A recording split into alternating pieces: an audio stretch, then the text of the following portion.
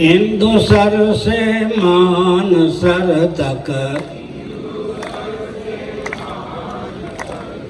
भारत वृहद बनाएंगे।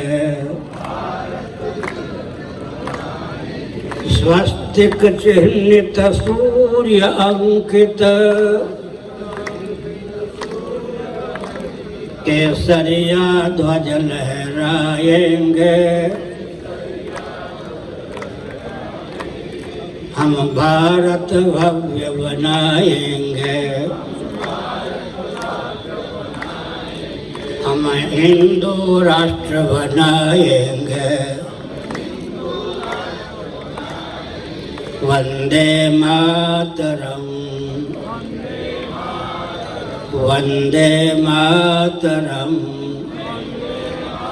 वंदे मातरम। नारायण।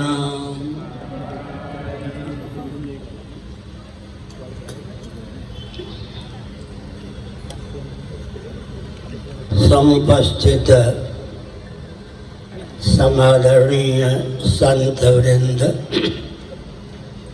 विद्वद वृंद, भक्त वृंद एवं भक्तिमती मातृशक्ति, आपकी उपस्थिति की सराहना, आपके अपनत्व की सराहना। सज्जनों, यह भारतवर्ष है, विश्व का हृदय है।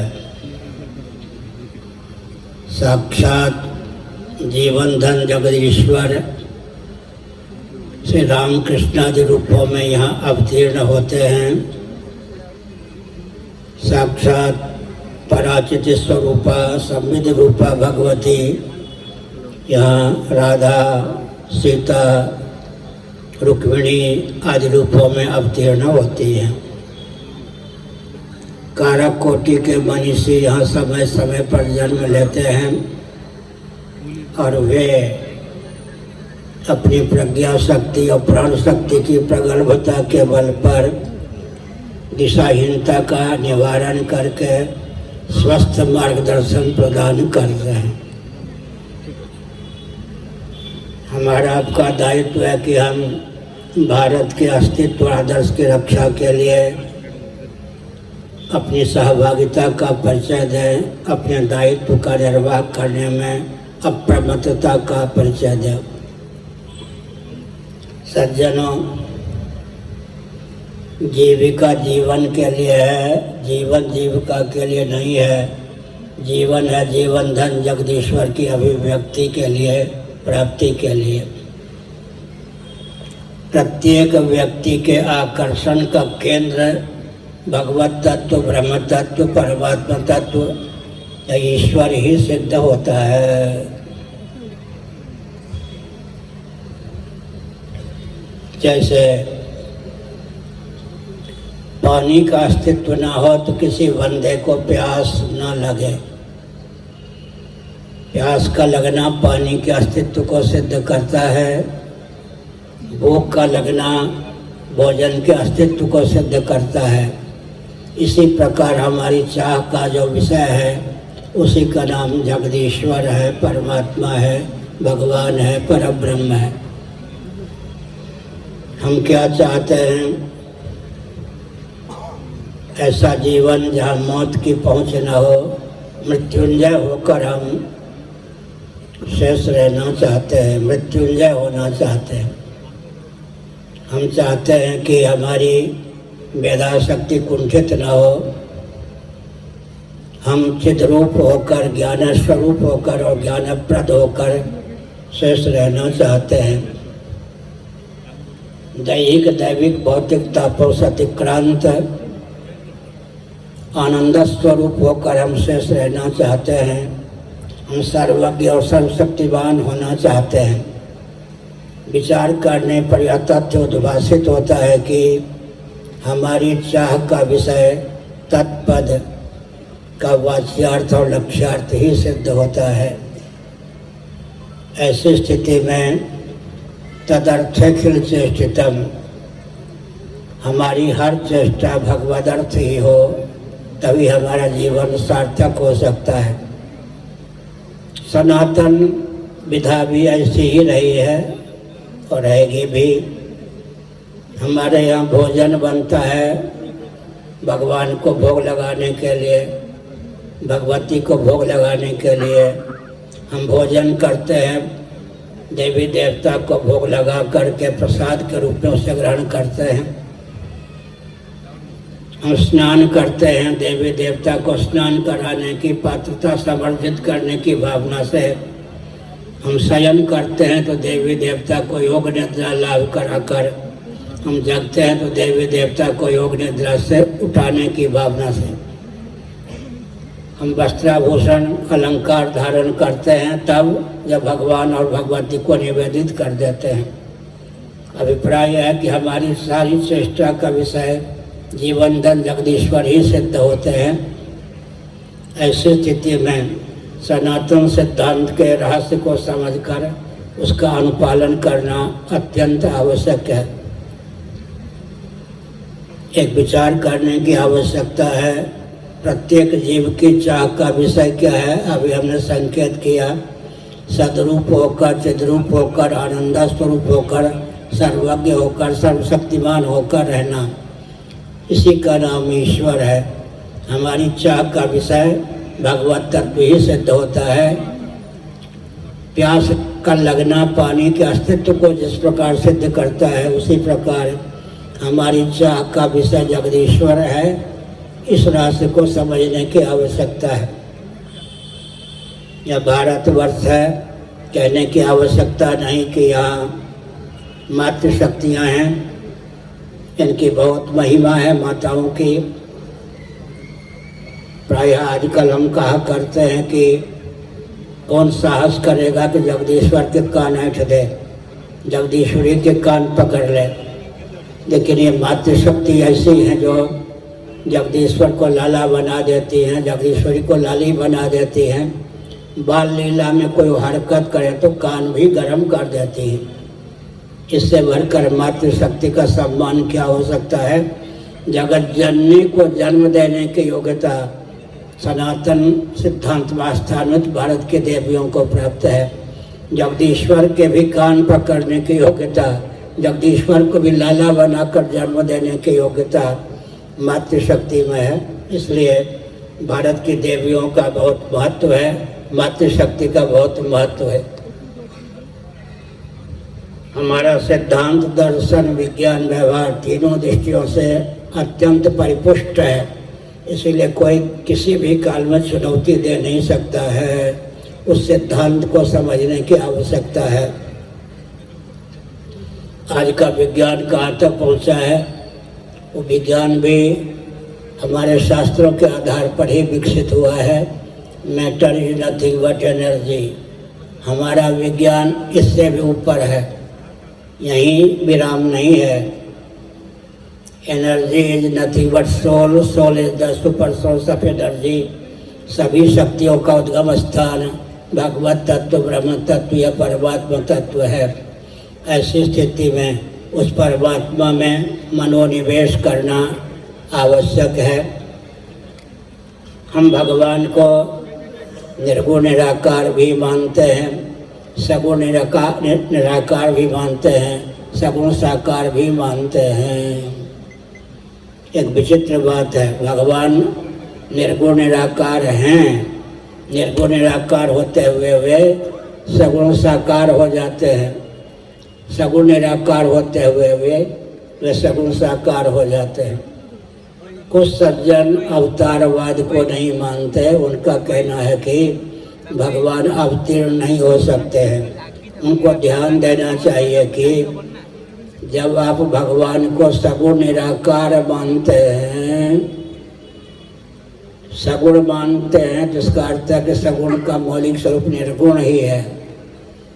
जैसे साकार का मौलिक स्वरूप निराकार है, वैशेषिकों का ईश्वर, नैयायिकों का ईश्वर, शेष्वर सांख्यवादी योगियों का ईश्वर सगुण निराकार सिद्ध होता है। सगुण कहने का अभिप्राय है कि उसका मौलिक स्वरूप निर्गुण ही है। तो भगवान निर्गुण निराकार भी हैं, सगुण निराकार भी हैं, सगुण साकार भी हैं। इस तथ्य को समझने की आवश्यकता है। शास्त्रों में कहा गया है कि नाद बिंदु कलातीतम, भगवान गुरु रूप में अवतीर्ण हैं। नाद बिंदु कला से अतिक्रांत भगवान का स्वरूप है। इस समय जो हमको एक शरीर प्राप्त है, स्थूल शरीर, जो एक दिन शव के रूप में परिलक्षित होता है, एक कला रूप है। सूक्ष्म शरीर जिसको लिंग शरीर भी कहते हैं, आतिवाहिक शरीर भी कहते हैं, पंच कर्मेंद्रियाँ, पंच ज्ञानेन्द्रियाँ, पंच प्राण, अंतःकरण चतुष्टय का संवेद स्वरूप सूक्ष्म शरीर है। वह सगुण निराकार है और भगवान तत्वतः निर्गुण निराकार ही सिद्ध होते हैं। निर्गुण निराकार होकर भगवान सगुण निराकार हो जाते हैं। अंतर्यामी के रूप में भगवान सगुण निराकार है। तो समय समय पर रामकृष्ण आदि के रूप में अवतीर्ण भी होते हैं। एक विचित्र बात है, उस पर ध्यान केंद्रित करना आवश्यक है।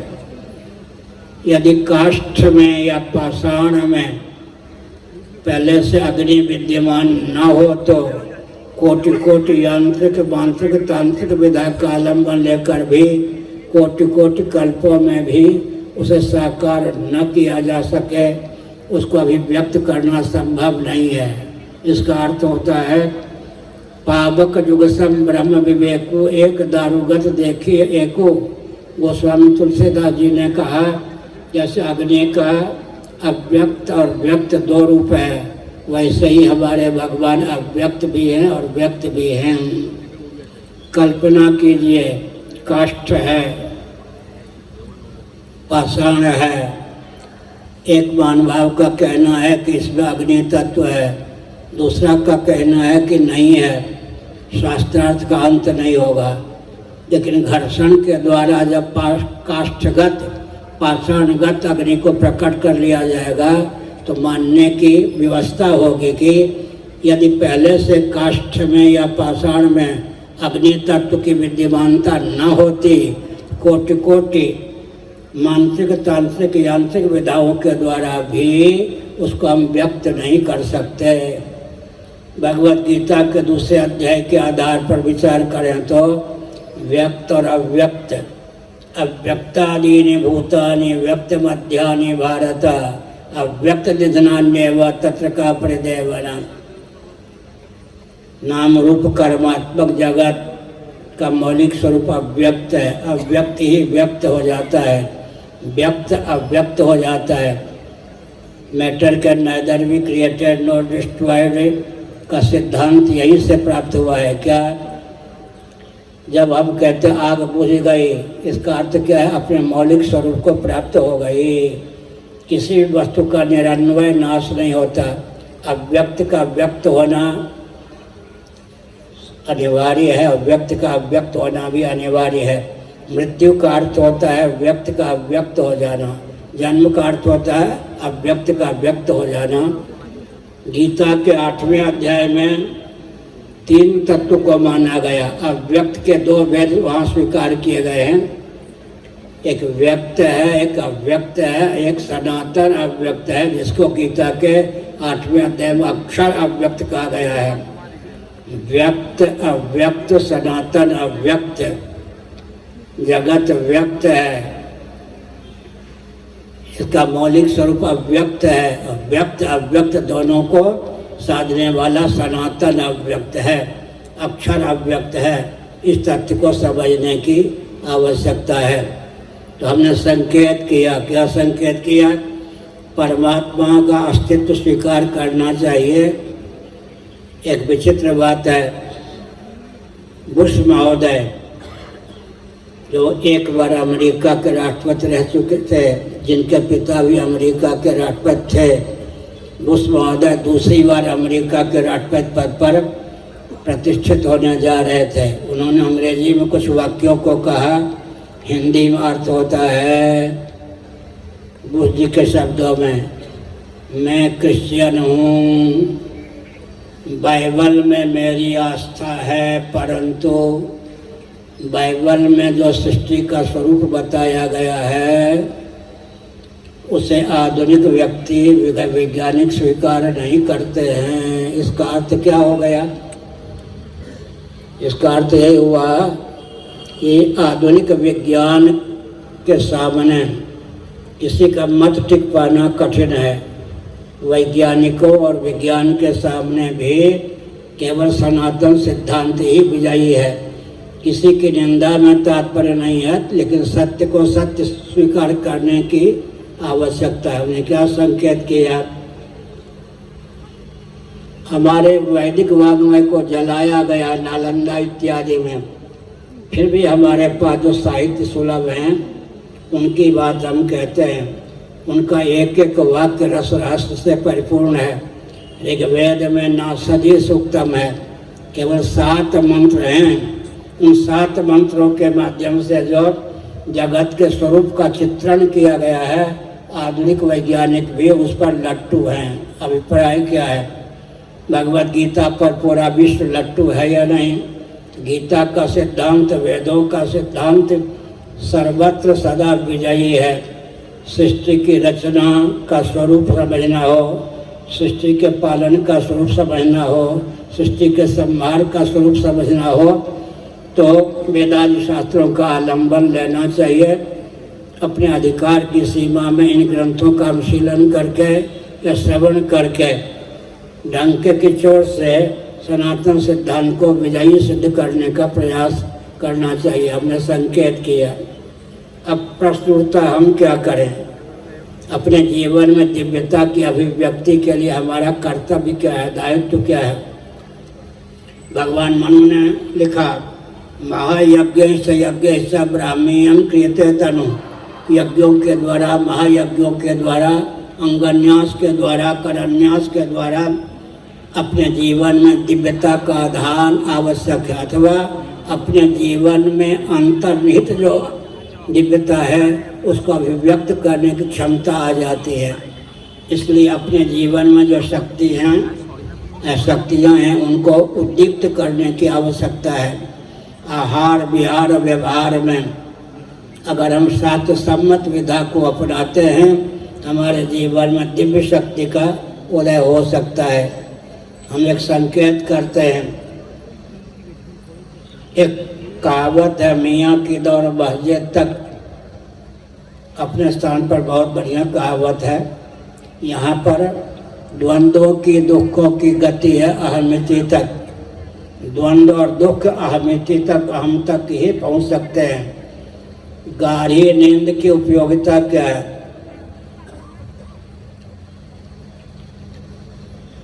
ये भाई विघ्न पड़ता है, पहले ये करना चाहिए था ना।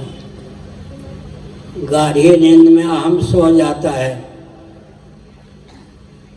तो किसी द्वंद्व और दुख की प्राप्ति तथा व्याप्ति नहीं होती। सन 1972 की बात है। उस समय मैं वृंदावन में रहता था। मेरा नाम ध्रुव चैतन्य ब्रह्मचारी था। ज्योतिष पीठ के मान्य जगत गुरु शंकराचार्य स्वनाम धन्य श्री कृष्ण बोधाश्रम जी महाभाग एक दिन के लिए वृंदावन उड़ियाबा जी महाराज के आश्रम में पधारे। मर्यादा का पालन करते हुए मैं कुछ उनके समीप बैठ गया। उन्होंने एक प्रश्न कर दिया, बताओ भगवान ने गाढ़ी नींद क्यों बनाई? मैंने कहा कि मैं बालक और विद्यार्थी हूँ आपका, आपके श्री मुखारविंद से ही इस प्रश्न का उत्तर सुनना चाहता हूँ। लगभग 45 मिनटों तक बहुत आनंद विभोर होकर पूज्यपाद जगत गुरु जी ने अपने द्वारा पूछे गए प्रश्न का उत्तर दिया। उन्होंने कहा, निर्विकल्प समाधि का नाम का विकल्प सुसुप्ति है। स्वामी जी का नाम है निर्विकल्प आनंद। निर्विकल्प समाधि का विकल्प सुसुप्ति है। जिन महान भावों को निर्विकल्प समाधि प्राप्त नहीं है, कदाचित गाढ़ी नींद या सुसुप्ति भी सुलभ न हो, विक्षिप्त हो जाएं, पागल हो जाएं। द्वंद्व और दुख की गति अहमिति तत्व है। गाढ़ी नींद में अहम सो जाता है, लेकिन उसका बीज अज्ञान बना रहता है। भगवद गीता के 4 अध्याय के आधार पर हम कहते हैं अगर तत्व ज्ञान किसी को हो गया, द्वंद्व और दुख का बीज अज्ञान दग्ध हो गया, बाधित हो गया, तो जन्म मृत्यु की अनादि परंपरा का वह उच्छेद कर लेता है।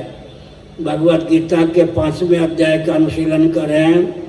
यही वितर्जिता सर्गो येषां साम्ये स्थितं मनः निर्दोषम समम ब्रह्म तस्मात् ब्रह्मण्यते स्थिताः। उन्होंने जीवन काल में ही पुनर्भव पर, पुनर्जन्म पर विजयश्री प्राप्त कर ली, जिनका मन सकल सदोष विषम अनात्मक प्रपंच से उपरत होकर निर्दोष सम परमात्म तत्व में सन्निहित हो गया। सदोष विषम जगत के मूल में निर्दोष सम परमात्म तत्व प्रतिष्ठित है, उसमें मनोनिवेश आवश्यक है। हमारे पूज्य गुरुदेव धर्म सम्राट करपात्री जी महाभाग, करपात्र स्वामी जी महाभाग ने हमको पूछ दिया, कहाँ काशी में गंगा तट पर जो स्थान था वहाँ क्यों हो, ये मुसलमान सज्जन 5 बार नमाज पढ़ते हैं, उसके पीछे क्या रहस्य है। मैंने कहा मैं आपका बालक और विद्यार्थी हूँ, आपके मुखारबिंद से इस प्रश्न का उत्तर सुनना चाहता हूँ। उन्होंने बहुत आस्थापूर्वक कहा, मुसलमान सज्जनों को हमारे तुम्हारे पूर्वजों से यह शिक्षा प्राप्त हुई होगी, प्रत्येक आर्य सनातनी वैदिक हिंदू का दायित्व है 5 बार भगवान का भजन तो करे ही। प्रातः काल ब्रह्म मुहूर्त में, सूर्योदय के समय, मध्याह्न काल में, सायंकाल में और सोने के पूर्व। एक विचित्र बात है। विचित्र बात क्या है? गाढ़ी नींद के पूर्व भले ही आप बिस्तर पर लेटे हो, 5-7 मिनटों तक भगवान के नाम का स्मरण कीजिए या धीरे धीरे गुनगुनाइए। निद्रा के घर में वो भजन प्रविष्ट हो जाएगा। जो जो नींद पकेगी त्यों त्यों निद्रा के घर में जो भजन है वो भी पकेगा। लगभग 40 दिनों में क्या सिद्धि प्राप्त होगी? भगवान के जिस नाम का स्मरण करते हुए, जिस नाम को गुनगुनाते हुए आप सोए थे, वह नाम बिना प्रयत्न के, बिना बुद्धि के अपने आप प्रकट हो जाएगा। उस नाम का उच्चारण करते हुए ही हम जगेंगे, आप जगेंगे। इसका अर्थ क्या है? निद्रा के घर में अगर भजन को डाल दिया जाता है तो बिना प्रयत्न के ही ज्यों ज्यों निद्रा पकती है त्यों त्यों भजन भी पकता है। और कुछ नहीं तो कम से कम बिस्तर पर सोने के पहले 5-7 मिनटों तक भगवान नाम का जप करना चाहिए। भगवान नाम को धीरे धीरे गुनगुनाना चाहिए। हे अच्युत, हे अनंत, हे गोविंद, हे अच्युत, हे अनंत, हे गोविंद, अच्युताय नमः, अनंताय नमः, गोविंदाय नमः। धन्वंतर जी का वचन है सज्जनों, अच्युत अनंत गोविंद, अच्युत अनंत गोविंद, अच्युत अनंत गोविंद। भगवान के इन 3 नामों का जो जप करता है वो स्वस्थ रहता है, उसे वैभव भी प्राप्त होता है, धन भी प्राप्त होता है। हम एक संकेत करते हैं रामचरितमानस के अनुसार, फिर भगवद गीता के अनुसार ध्यानपूर्वक इस तथ्य पर मन केंद्रित कीजिए, प्रयासपूर्वक मन केंद्रित कीजिए। कब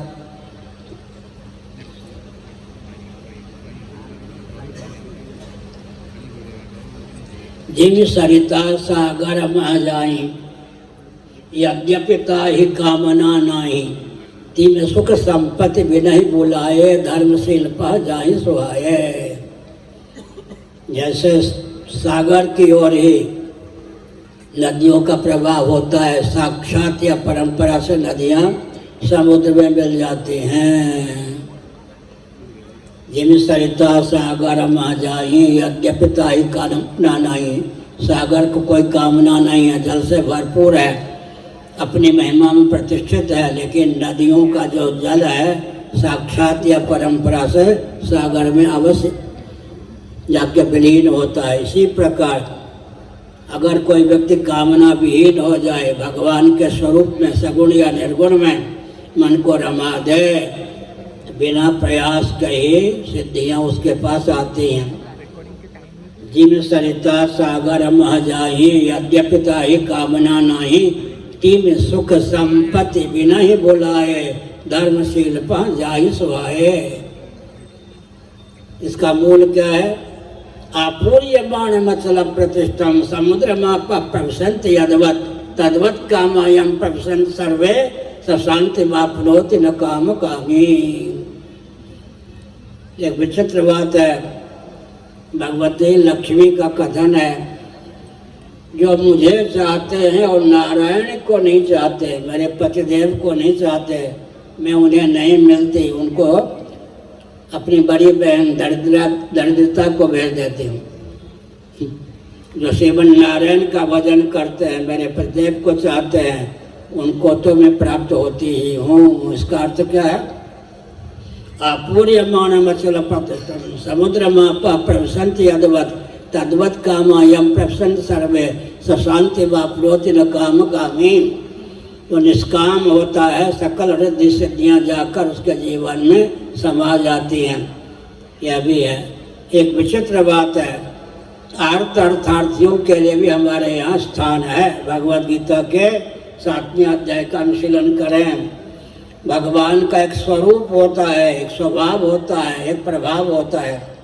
भगवान के प्रभाव का जिसको ज्ञान हो जाता है, वह भगवान का अर्थ और अर्थार्थी हो जाता है। भगवान के स्वभाव का जिसको ज्ञान हो जाता है, वो भगवान का जिज्ञासु भक्त होता है। उमा राम स्वभाव जय जाना, ताई भजन तज भावनाना। और भगवान के स्वरूप का जिसको ज्ञान होता है, वो तो ज्ञानी भक्त हो जाता है।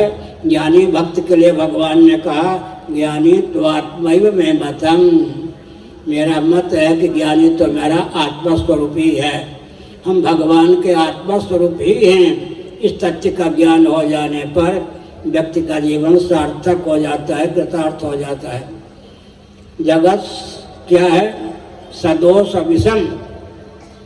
जितने वैज्ञानिक हैं वो भी अंत में इसी निष्कर्ष पर पहुँचते हैं कि जगत कार्य प्रपंच सदोष विषम है।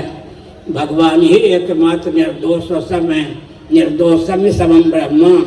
जिनका मन निर्दोष असम परमात्मा में सन्निहित होता है, उनका सर्वविध कल्याण हो जाता है। यही वितर्जिता सर्गो ये साम साम्य स्थितम मनः निर्दोषम समम ब्रह्म तस्मात् ब्रह्मण स्थिताः। उन्होंने जीवन काल में ही पुनर्भाव पर विजयश्री प्राप्त कर ली।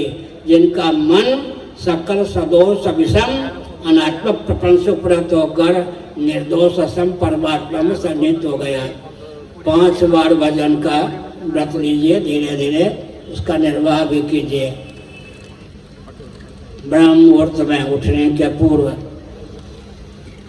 फिर सूर्योदय के समय, फिर मध्याह्न काल में, फिर सायंकाल में, और भगवान का स्मरण करते करते सो जाइए। निद्रा के गर्भ में भजन को डाल दीजिए। जो जो नींद पकेगी तो भजन पकेगा। बहुत ऊंची बात हुई है नहीं? 5 घंटे 7 घंटे खराटे लेकर व्यक्ति प्रयास होते हैं। और निद्रा के पूर्वाव्यवहित पूर्व क्षण में भगवान का नाम लेते लेते सो गए तो निद्रा के गर्भ में जाके नाम सन्निहित हो जाता है। कुछ 6 घंटे सोता हो, 4 घंटे में जगा दो, क्या कहता है? उलाहना देता है, उपालंब देता है। नींद कच्ची थी, तुमने क्यों जगा दिया? क्या विपत्ति के बादल मर्रा रहे थे? इसका अर्थ है कि नींद पकती भी है। जैसे जैसे नींद पकती है त्यों त्यों वैसे वैसे निद्रा के गर्भ में डाला गया भजन भी पकता है। इसलिए इतना तो कर ही सकते हैं। गाढ़ी नींद के पहले एक विचित्र बात है, पाँव को धोकर फिर अच्छी प्रकार तौलिया से पोंछ लें, आचमन करें, फिर बिस्तर पर भगवान का स्मरण करते करते सो जाएं। हे अच्युत, हे अनंत, हे गोविंद, हे अच्युत, हे अनंत, हे गोविंद, हे अच्युत, हे अनंत, हे गोविंद। निद्रा के गर्भ में भजन को डाल दें। जो जो नींद पकेगी त्यों त्यों भगवान का भजन भी पकेगा। भगवान का भजन पकेगा तो जीवन में दिव्यता की अभिव्यक्ति होगी। एक विचित्र बात है, दिव्यता की अभिव्यक्ति हमारे आपके जीवन में हर प्रकार की दिव्यता सन्निहित है। उन दिव्यताओं का ज्ञान हो और दिव्यताओं को अभिव्यक्त करने की क्षमता हो तो व्यक्ति जीवन काल में ही सिद्धों का सिद्ध, पीरों का पीर, मस्तों का मस्त, औलियाओं का औलिया, फकीरों का फकीर हो जाए। अभी हमने संकेत किया, अहंकार सो जाता है। श्रीमद् भागवत अहमित प्रसुप्ते, गाढ़ी नींद में जब हम सो जाता है तो गाढ़ी नींद में किसी द्वंद्व या दुख की प्राप्ति नहीं होती। सर्दी, गर्मी इत्यादि द्वंद्व है। दैहिक, दैविक, भौतिक ताप का नाम दुख है। किसी द्वंद्व और दुख की प्राप्ति गाढ़ी नींद में नहीं होती। गाढ़ी नींद की सिद्धि को अपने जीवन में उतार ले तो व्यवहार में भी किसी द्वंद्व और दुख की प्राप्ति होने पर भी व्याप्ति नहीं होगी। प्राप्ति होने पर भी व्याप्ति ना हो, बहुत ऊंची बात है। और संकेत करते हैं, स्वप्नावस्था की सिद्धि, इस पर ध्यान गया होगा। स्वप्न तो आता ही होगा, ऐसा तो कोई व्यक्ति नहीं कि स्वप्न ना आता हो। कुछ ऐसे व्यक्ति होते हैं स्वप्न तो आता फिर भूल जाते हैं। स्वप्न तो हर व्यक्ति को आता है। स्वप्न की सिद्धि पर ध्यान दें, उसको व्यवहार में उतारने का प्रयास करें। सिद्धों के सिद्ध, मस्तों के मस्त, औलियाओं के औलिया, फकीरों के फकीर, अवधूतों के अवधूत, अवधूतों के अवधूत हो जाएंगे। गाढ़ी नींद की सिद्धि क्या है, उस पर विचार करें। स्थूल प्रपंच, स्थूल शरीर का भावनात्मक वियोग हो जाता है गाढ़ी नींद में। इस शरीर का, संसार का भान नहीं रहता। एक विचित्र बात है, गाढ़ी नींद जिस पर पानी फेरने में समर्थ है उस पर ध्यान केंद्रित करना आवश्यक है। अरबों रुपया हो, सोने चांदी हो, उसे मुख मोड़ेंगे तब नींद आएगी। विश्व सुंदरी पत्नी हो या विश्व सुंदर पति हो, उससे मुख मोड़ने पर नींद आएगी। स्थूल शरीर कितना भी सुंदर क्यों ना हो, भव्य क्यों ना हो, इसको भुला करके नींद आएगी। कर्मेंद्रियों को भुला कर नींद आएगी, ज्ञानेंद्रियों को भुला कर नींद आएगी, अंतःकरण, मन, बुद्धि, चित्त, अहंकार को भुला कर नींद आएगी। बहुत ऊंची बात है। पंचदशीकार विद्यानंद स्वामी जी ने उद्घोष पूर्वक इस तथ्य को समुद्भाषित किया। ध्यानपूर्वक तो आप सुन ही रहे हैं। विषय जन सुख आनंद, विषयानंद भी स्थिर चिर प्रेमास्पद होता तो विषय जन आनंद को भुलाकर गाढ़ी नींद क्यों प्राप्त करते? क्रांतिकारी है सिद्धांत। पंचदशीकार विद्यानंद स्वामी जी ने इस तथ्य को सिद्ध किया। विषय जन आनंद, प्रिय, मोद, प्रमोद। विषय जन आनंद के तीन भेद हैं। किसी अभीष्ट वस्तु या व्यक्ति के मिलने की आशा से प्रिय की अभिव्यक्ति होती है। अभीष्ट वस्तु का मिल जाने, अभीष्ट व्यक्ति के दर्शन से मिल जाने से मोद की प्राप्ति होती है। अभीष्ट वस्तु के यथेच्छ सेवन से प्रमोद की प्राप्ति होती है। प्रिय ही नहीं, मोद ही नहीं, प्रमोद उच्छलित हो जिसके जीवन में, विषयानंद भरपूर हो, उसको भी अगर नींद न आवे तो पागल हो जाएगा। ब्रह्मा जी भी सोते हैं या नहीं? ब्रह्मा जी को लुल्लू बुद्धू कहेंगे क्या? कितना आनंद मिलता होगा। ब्रह्मा जी भी अगर सोवे नहीं तो वो भी विक्षिप्त हो जाएं।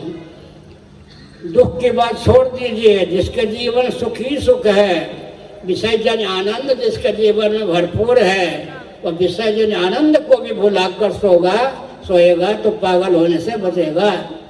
इसका अर्थ क्या है? विषयानंद भी चिर और स्थिर प्रेमास्पद नहीं है।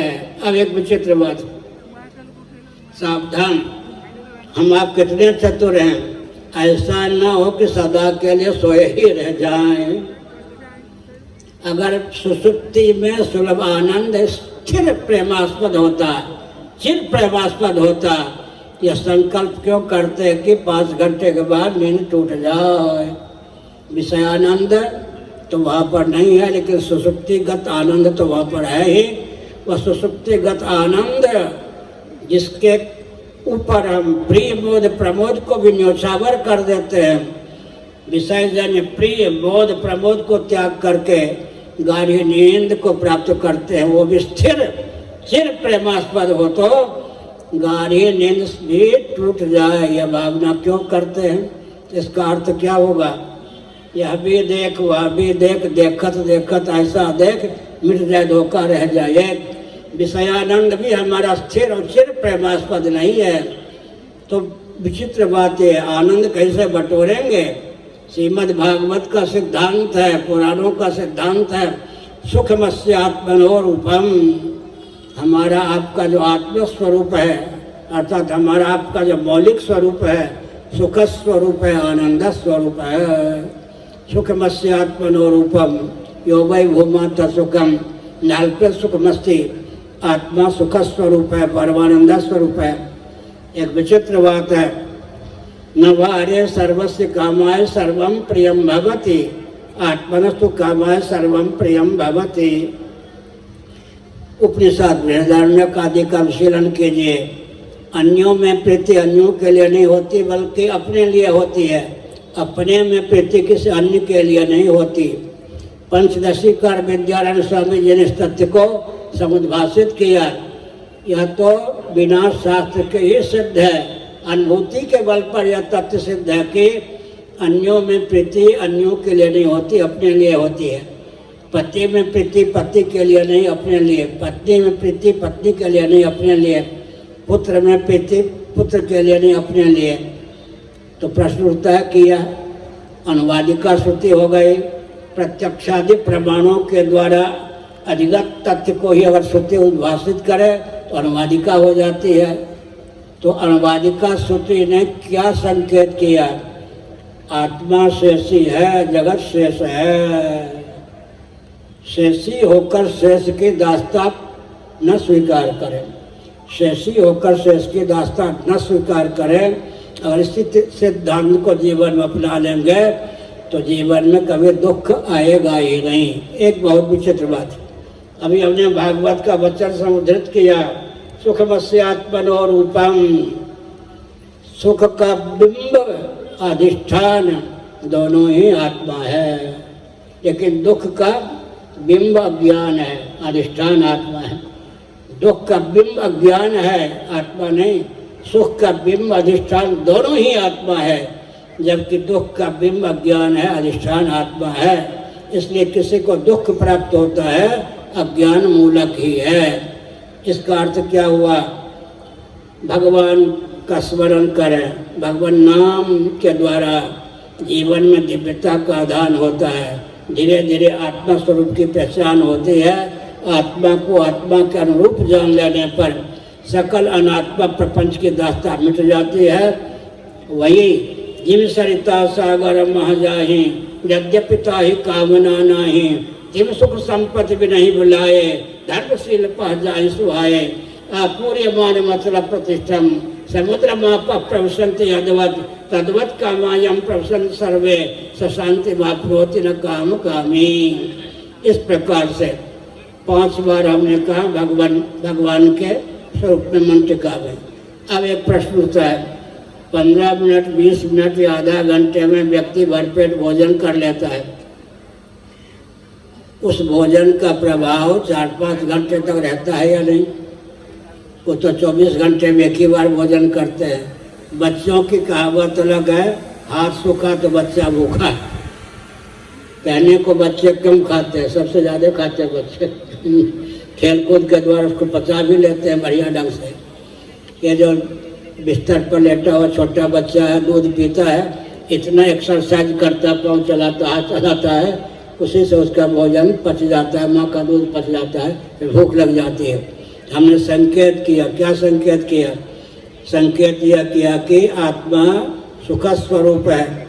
इस तथ्य को समझने की आवश्यकता है। आत्मा शेषी है, जगत शेष है। शेषी होकर शेष की दास्ता न स्वीकार करें, न पालें। इससे क्या होगा? जीवन में दिव्यता का आदान होगा, सिद्धों के सिद्ध हम हो जाएंगे, अभिमान से शून्य हो जाएंगे। अहमिति तक ही दुख का द्वंद्व की पहुँच है।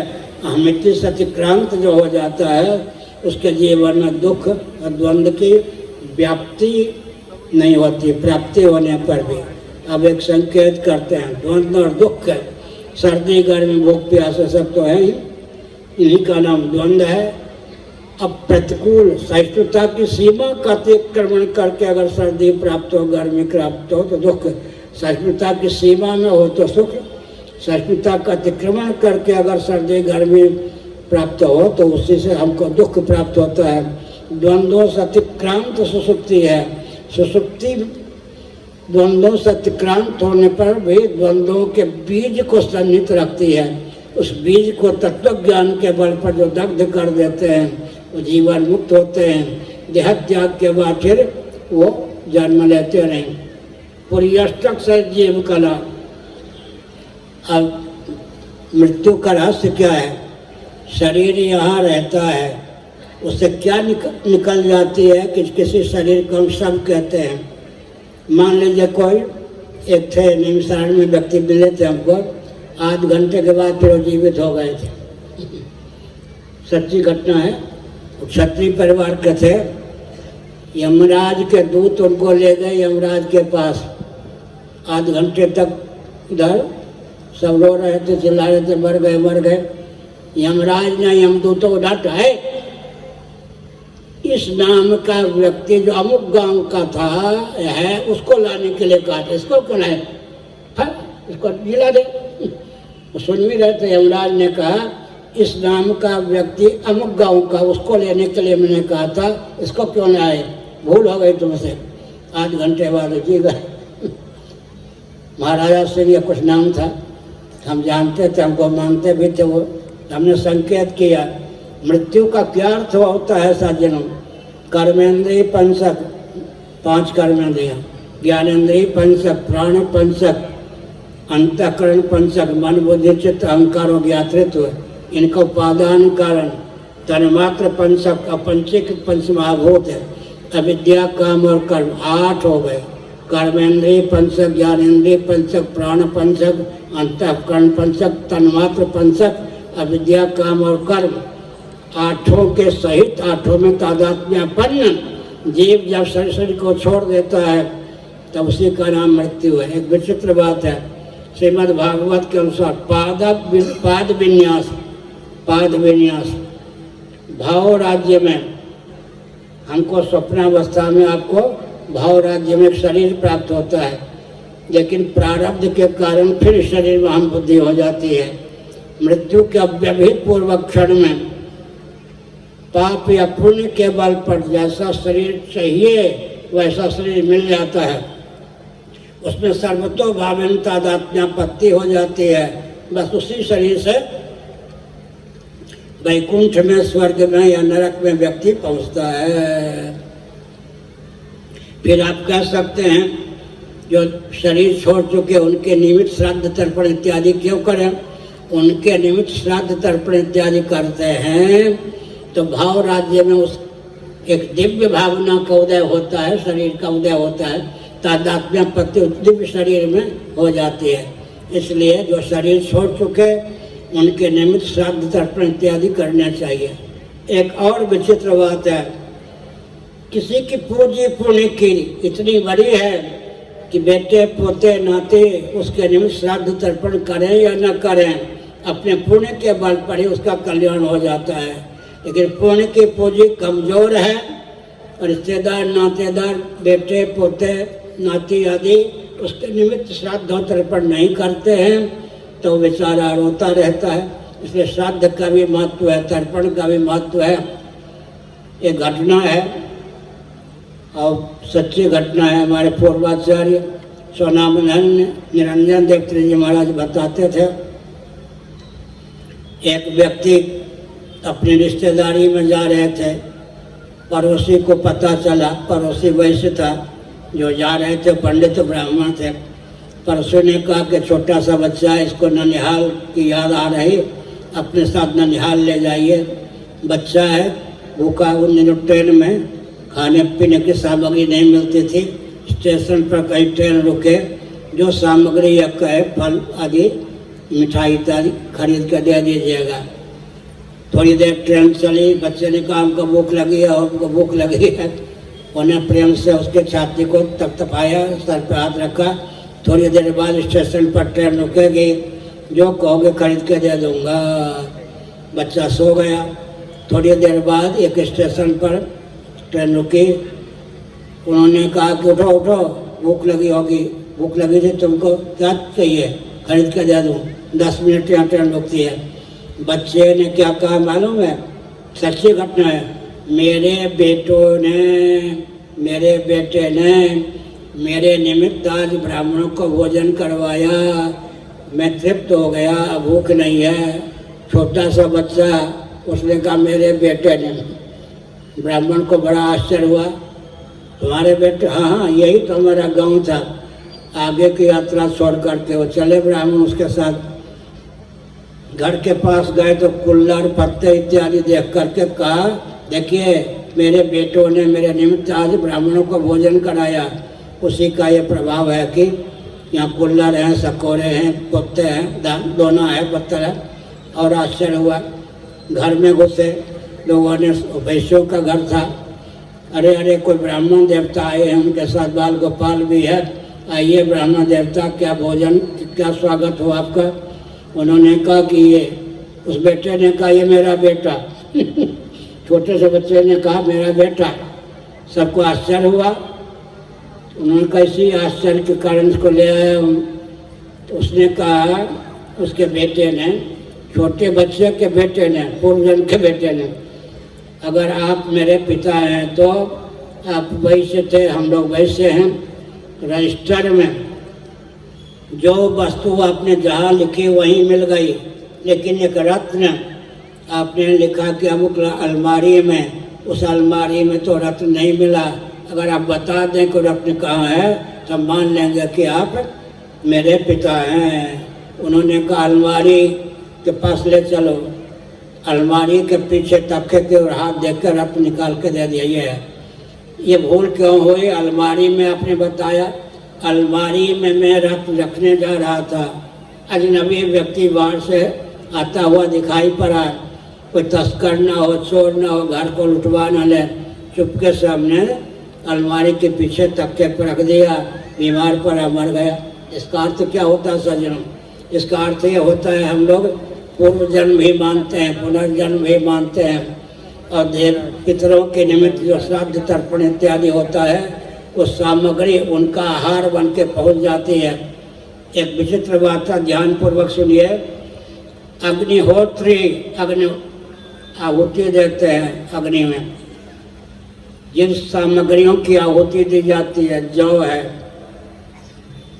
तिल है, ये सब जिन सामग्रियों की आहुति दी जाती है, हम लोग भोजन को सीधे तो नहीं कर सकते। वो सामग्री अग्नि को देवताओं का मुख कहा गया है। देवता जो है अग्नि के मुख से भोजन करते हैं। वो सामग्री तत्त देवता का आहार बन के उन तक पहुंच जाती है। आजकल जैसे एक्सचेंज पद्धति है, डॉलर जैसे रुपये के रूप में, सिक्के के रूप में कन्वर्ट हो जाता है, सिक्का जैसे डॉलर के रूप में कन्वर्ट हो जाता है, वैसे ही। इसलिए हमने संकेत किया पितरों के निमित्त भी। अब कदाचित कोई पितर सचमुच मुक्त हो गए हों, उनके निमित्त उनके बेटे पोते नाती श्राद्ध तर्पण करें तो क्या होगा?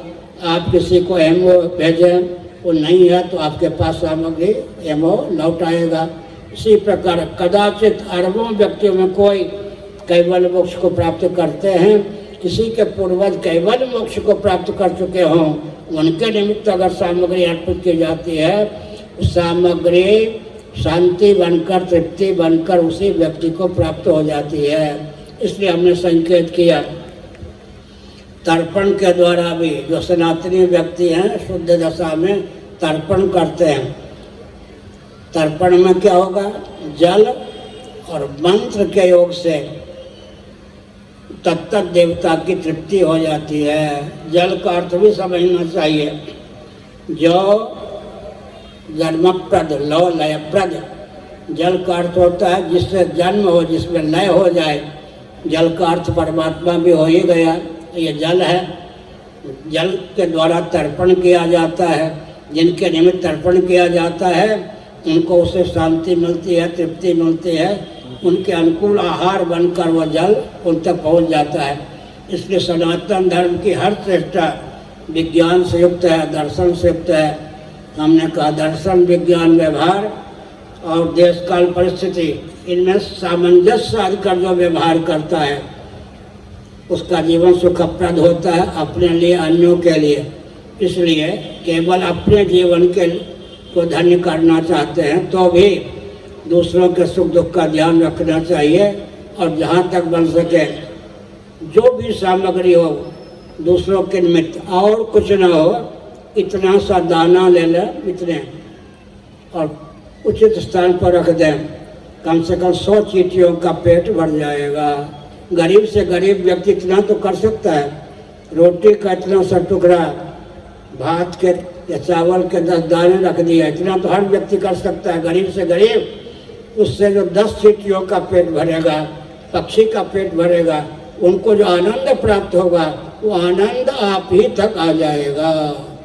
इसका अर्थ है जहाँ तक देयम दीन जनायत वित्तम, भगवान शंकराचार्य महाभाग ने लिखा है, जो परिश्रम करने पर भी, व्यसन से मुक्त होने पर भी पेट और परिवार का संचालन नहीं कर सकते, पेट नहीं भर सकते, परिवार का पोषण नहीं कर सकते, उनके निमित्त कुछ न कुछ देना चाहिए। मैं आपसे कुछ मांगने नहीं आया हूँ, लेकिन हमने संकेत किया गरीब से गरीब व्यक्ति भी 10 चींटियों का पेट तो भर सकता है, एक चिड़िए का पेट तो भर ही सकता है। इस प्रकार से क्या होगा, उनकी तृप्ति जो है आपकी दरिद्रता को दूर कर देगी। इसलिए अपना जो धन है वो धन आपका ही नहीं होना चाहिए। एक व्यक्ति जब धन कमाता है उसमें कितने प्राणियों का गुप्त या प्रकट हाथ है, उधर ध्यान देना चाहिए। अपनी सीमा में कुछ न कुछ चिड़ियों के लिए, चींटी के लिए निकालने का प्रयास करना चाहिए। हमने संकेत किया। क्या समझ हुआ?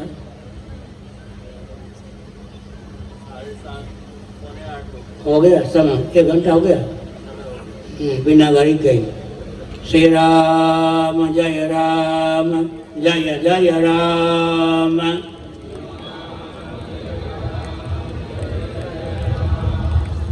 लोग कहते हैं नाम से क्या होता है, नाम से क्या होता है? नाम लेत भवसिंधु सुखाई। मरुस्थल है, उसमें जल का विभ्रम हो गया। अरे कैसे जाऊंगा, नौका इत्यादि नहीं, तैरना जानता नहीं, डूब जाऊंगा, मर जाऊंगा। अरे तुम डरते क्यों हो, यह तो मरुस्थल है। मरुस्थल का ज्ञान होते ही भय दूर हो जाता है या नहीं? राम, अग्नि, सूर्य और चंद्रमा के बीज मंत्र है राम। राम राम राम। भगवान का नाम लेने पर क्या होता है? अग्नि के भी अग्नि, सूर्य के भी सूर्य, चंद्र के भी चंद्र जो भगवान हैं वो तृप्त हो जाते हैं, प्रसन्न हो जाते हैं और नाम लेने वाले को निहाल कर देते हैं। श्मशान में भी क्या कहते हैं? राम नाम सत है। राम नाम तो श्मशान में भी गाय उच्चारण किया ही जाता है। इसलिए धीरे धीरे दिखाने के लिए नहीं, दम पूर्वक नहीं, भगवत भजन का बल अर्जित करना चाहिए और प्रत्येक चेष्टा ही भगवत अर्थ हो। जैसे मैंने कहा, हम स्नान करते हैं तो देवी देवता को स्नान कराने की पात्रता समर्जित करने के लिए, हम भोजन करते हैं देवी देवता को भोग लगाकर, भगवत अर्थ से हमारा पूरा जीवन हो, कल्याण होगा। आप लोगों ने आस्था पूर्वक कोलाहल छोड़ करके इतना समय लगाया, प्रवचन को सुना। आप भगवत कृपा से प्रसन्न रहें। इस प्रवचन के बल पर आपके जीवन में दिव्य प्रज्ञा शक्ति, प्राण शक्ति का संचार हो। हर हर महादेव। श्रीमद् जगद्गुरु शंकराचार्य भगवान की प्रसन्नता पूर्वक भगवत्पाद शंकराचार्य भगवान अमृतमय आशीर्वचन देइचंती हिंदू राष्ट्र अधिवेशन संकल्प रे प्रथम इनक्लोजर रे जो माने प्रथम अछंती से मानन को लाइन ने आसी श्रीमन नारायण भगवान पादुका एवं सामने मध्य पादुका को माल्यार्पण ये सब करने पछपटर माँ मान को प्रथम सुजोग दवा से आसी नारायण पादुका धाड़ी दर्शन करेंगे तापर भक्त मान दर्शन करेंगे समस्त भक्त मान भोजन प्रसाद व्यवस्था शंकराचार्य स्वागत समिति तरफ करा बिना भोजन ने कहीं जीवा नहीं।